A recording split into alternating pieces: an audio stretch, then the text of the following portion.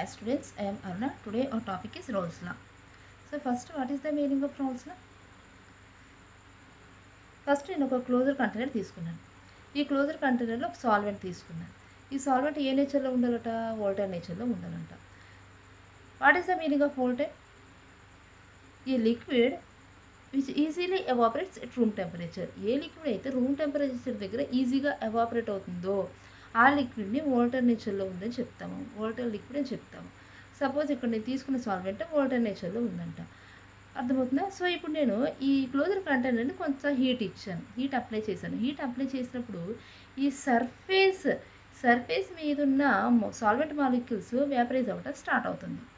ఈజీగా వ్యాపరైజ్ అవుతుంది. అదే కదా వోల్టైల్ నేచర్. ఈజీగా వ్యాపరైజ్ అవుతుంది. ఈజీగా వ్యాపరైజ్ అవుతుందంటే వేపర్ మాలిక్యూల్స్ ఎక్కువగా ఉన్నాయి. అంటే ఈజీగా సాల్వెంట్ వేపర్గా కన్వర్ట్ అవుతుంది కాబట్టి వేపర్ ఎక్కువగా ఉంది, మ్యాక్సిమం ఉంది. అంటే వేపర్స్ ఎక్కువగా ఉన్నది అంటే వేపర్ ప్రెషర్ కూడా ఎక్కువగా ఉన్నట్టే కదా. So what is the meaning of vapour pressure? Vapour pressure అంటే ఏంటంటే లాస్ట్ వీడియోలో మనం డిస్కస్ చేసాం కదా. వేపర్ ప్రెషర్ అంటే సపోజు నేను హీట్ అప్లై చేసినప్పుడు సర్ఫేస్ ఏరియా మీద ఉన్న మాలిక్యూల్స్ వేపరైజ్ అవటం స్టార్ట్ అవుతుంది. సో కొంత వేపర్గా కన్వర్ట్ అయ్యి కొంత డిస్టెన్స్ ట్రావెల్ చేసిన తర్వాత ఈ వాల్ ఆఫ్ కంటైనర్కి రీచ్ అయ్యి ఈ వాల్ ఆఫ్ కంటైనర్ దగ్గర కొలిజన్ అవ్వటం స్టార్ట్ అవుతుంది, కొలైడ్ అవుతుంది. సో ఎప్పుడైతే కొలైడ్ అవుతుందో మాలిక్యూల్ ఏమవుతుంది, దాని దగ్గర ఉన్న ఎనర్జీ లాస్ అయిపోయి మళ్ళీ తిరిగి లిక్విడ్గా కన్వర్ట్ అయిపోతుంది. అర్థమవుతుంది నాన్న? అంటే ఇక్కడ మాలిక్యూల్స్ వేపర్గా కన్వర్ట్ అయ్యి కొంత ఎనర్జీ లాస్ అయిపోయి మళ్ళీ లిక్విడ్గా కన్వర్ట్ అవుతుంది. సో ఏదైతే మాలిక్యూల్స్ వేపర్గా కన్వర్ట్ అవుతుందో దాన్ని వేపరైజేషన్ అంటారు. ఏ మాలిక్యూల్స్ అయితే వేపర్స్ మళ్ళీ తిరిగి లిక్విడ్గా కన్వర్ట్ అయిపోతుందో దాన్ని కండెన్సేషన్ అంటారు. అంటే పర్టికులర్ స్టేట్ దగ్గర both rate of vaporisation will be equal to rate of condensation. అర్థమవుతుందా? అంటే ఈ రెండు వేపరైజేషన్ కండెన్సేషన్ రెండు కూడా ఈక్విలిబ్రియం స్టేట్లోకి వచ్చేస్తాయి.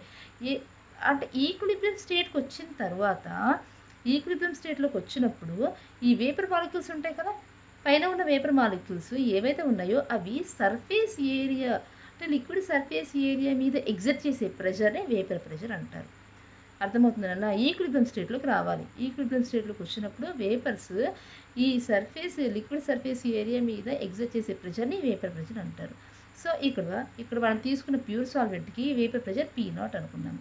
అంటే వేపర్సే మ్యాక్సిమం ఉన్నది కాబట్టి P0 కూడా మ్యాక్సిమం ఉంటుంది, ఎక్కువగా ఉంటుంది. అదే ఇప్పుడు సాల్వెంట్కి నేను సొల్యూట్ యాడ్ చేశాను. ఈ సొల్యూట్ ఎలా ఉండాలి? నాన్ వాల్టైల్ సొల్యూట్ అయి ఉండాలి అంటున్నారు. అంటే నాన్ వాల్టైల్ అంటే ఏంటన్నా, వోలటైల్ అంటే easily converts into vapour, non wall tile అంటే ఈజీగా వేపర్స్గా కన్వర్ట్ అవ్వదు. అర్థమవుతుందా? ఇప్పుడు నేను సొల్యూట్ని యాడ్ చేశాను అంటే ఒక సొల్యూషన్ ఫామ్ అయింది.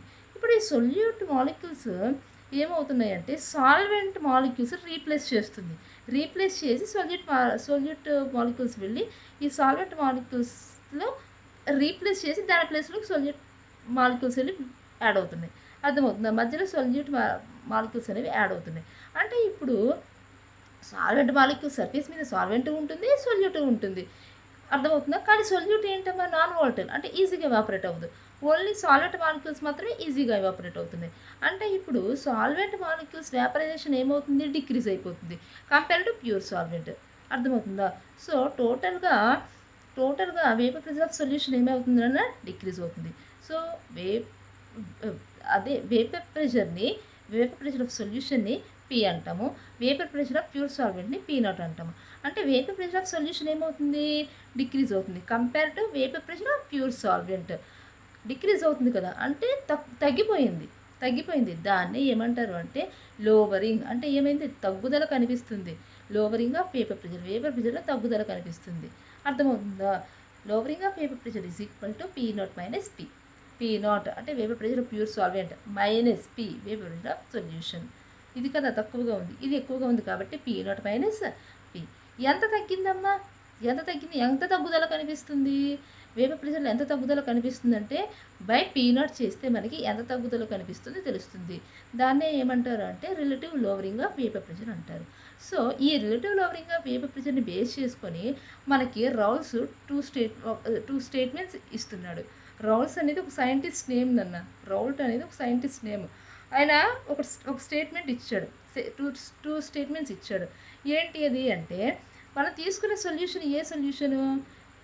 Voltage solvent plus non volatile solute ఉండే ఒక సొల్యూషన్ తీసుకున్నారు. ఈ సొల్యూషన్కి రౌల్స్ స్టేట్మెంట్ ఏమి ఇస్తున్నాడు అంటే the relative lowering of vapour pressure of dilute solution ఖచ్చితంగా ఎలా ఉండాలి? డైల్యూట్ అయి ఉండాలి. డైల్యూట్ అంటే ఏంటన్నా సొల్యూట్ చాలా తక్కువ అమౌంట్లో ఉండాలి. ఆ సొల్యూషన్ డైల్యూట్ సొల్యూషన్ అంటారు. So relative lowering of vapour pressure of dilute solution is equal to దేనికి ఈక్వల్ అవ్వాలంట? Mole fraction of solute present in the solution. Mole fraction అంటే ఏంటన్నా number of moles of solute by total number of moles. అర్థమవుతుంది? Number of moles of solute by total number of moles present in the solution. ఓకేనా? దానికి equal అవ్వాలి అని చెప్తున్నాడు. So చూడండి statement, relative lowering of vapour pressure of dilute solution is equal to the mole fraction of solute present in the solution. ఓకేనా? అలాగే రౌల్స్లో second statement ఏమి ఇచ్చాడు మనకి Raoult's? So P is directly proportional to X2. P అంటే ఏంటన్నా vapour pressure of solution దేనికి ప్రపోర్షనాలిటీగా ఉంది? Directly ప్రపోర్షనాలిటీగా ఉంది అంటే మోల్ ఫ్రాక్షన్ ఆఫ్ సాల్వెంట్. అంటే mole fraction is nothing but number of moles of solvent present in the total number of moles present in the solution. ఓకేనా?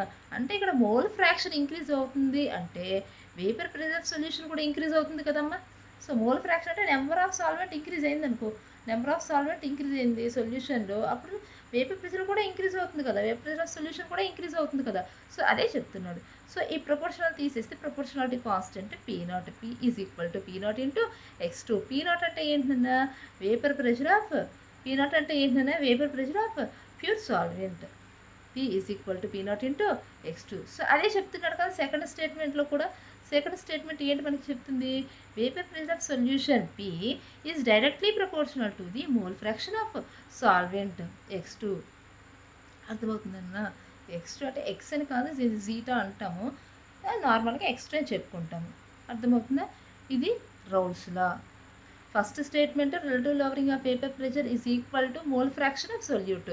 Second statement vapour pressure of